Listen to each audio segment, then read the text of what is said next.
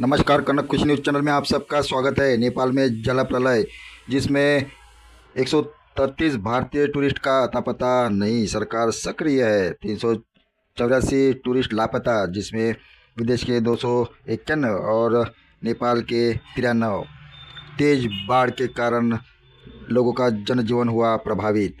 तिब्बत की ओर से आई अचानक बेहद तेज बाढ़ के कारण नेपाल और बूटे कोशी नदी के विकराल रूप धारण कर लिया। नेपाल में चीन की सीमा से सटे सुबह 8:37 पर भूकंप।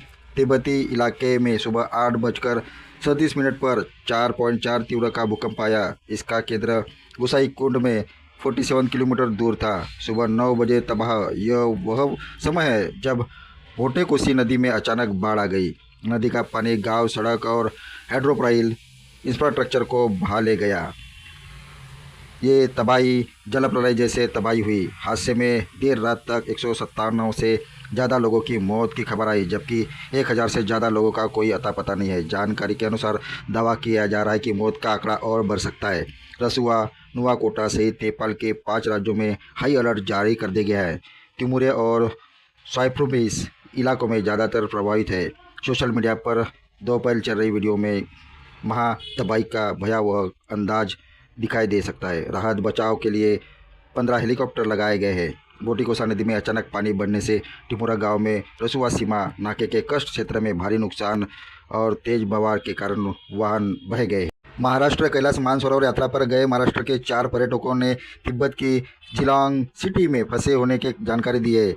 इनमें स्मिता पवार, योगिता पाटिल, दिनेश भोसले व पूजा भोसले का समावेश है और 2 गंभीर है। इन चारों से संपर्क हो गया है। इनमें से स्मिता व योगिता की हालत गंभीर है। सेना के 4 जवान भी लापता है। उत्तरी रसुआ में एक बॉर्डर पोस्ट पर तैनात सेना के 4 जवान लापता हो गए। परीक्षा की विश्वसनीयता हुई है कम, सभी परीक्षा हो रही है लीक। अब एमपीएससी की परीक्षा भी हो गई लीक, पेपर फूटा। आयोग के अपर सचिव समेत 6 गिरफ्तार। पेपर लीक का मुद्दा केंद्र की मोदी सरकार के साथ साथ महाराष्ट्र की फडणवीस सरकार के लिए गले की हड्डी बन गई है। महाराष्ट्र लोक सेवा आयोग की ड्रग्स इंस्पेक्टर परीक्षा के पेपर लीक मामले की जांच कर रही है। मुंबई पुलिस की क्राइम ब्रांच के चौंकाने वाला खुलासा किया है। यह पेपर किसी बाहरी गिरोह ने नहीं, बल्कि खुद आयोग के अधिकारियों ने लीक किया गया था। चौंकाने वाली बात यह भी है कि पेपर लीक के मामले में आयोग के अपर सचिव भी शामिल हुए थे। आयोग ने अब पूरी भर्ती प्रक्रिया रद्द कर दी, फिर भी परीक्षा आयोजित करने वाला ऐलान किया गया है, जिसमें उम्मीदवारों को दोबारा फीस नहीं देनी होगी।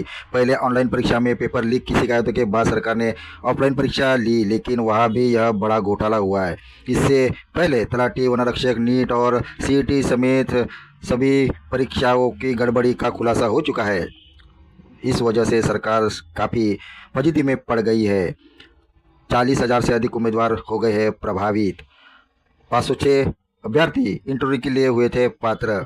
कांग्रेस और विपक्ष के नेता राहुल गांधी ने कहा कि महाराष्ट्र के छात्रों ने एक लड़ाई जीत ली है। एमपीएससी की ड्रग्स इंस्पेक्टर की परीक्षा में पूरी भर्ती प्रक्रिया रद्द होना सरकार की मेहरबानी नहीं, बल्कि छात्रों की जीत है, जो मार्च में परीक्षा के पेपर लीक होने के बाद लगातार अपनी आवाज़ उठा रहे थे। उन्होंने दबाव झेला, ताने सुने और महीनों इंतजार के, लेकिन अपने अधिकारों के लिए संघर्ष करना नहीं छोड़ा। मुझे इन सभी छात्रों पर गर्व है, लेकिन हमें यह याद रखना होगा कि सिर्फ एक परीक्षा रद्द होना जीत नहीं, न्याय नहीं। जब तक पेपर लीक कराने वाले के खिलाफ सख्त कार्रवाई नहीं होती, उन्हें सज़ा नहीं मिलती, तब तक लड़ाई अधूरी है। आगे भी कई लड़ाइयाँ और लड़नी है। कदम पर छात्रों के साथ खड़ा हूँ।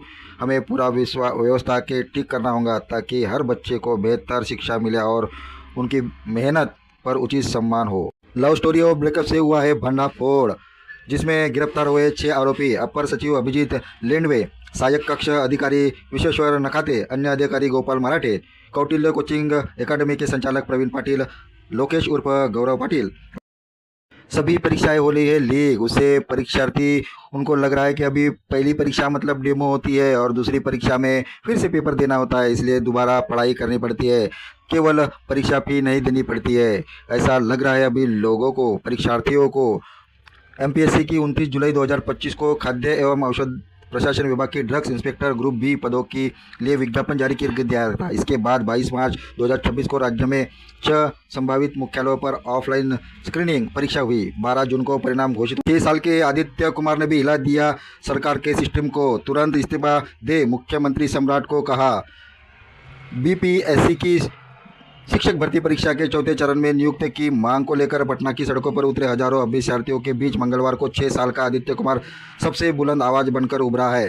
छोटे बच्चों को भी समझ में आ रहा है कि सरकार की क्या नीति है, लेकिन बड़े अभी भी और युवा अभी भी अंधविश्वास में पड़े हैं। आदित्य कुमार सबसे बुलंद आवाज भिड़ गए। मंगलवार को सबसे अलग, सबसे छोटे और सबसे बुलंद आवाज 6 साल के आदित्य कुमार ने।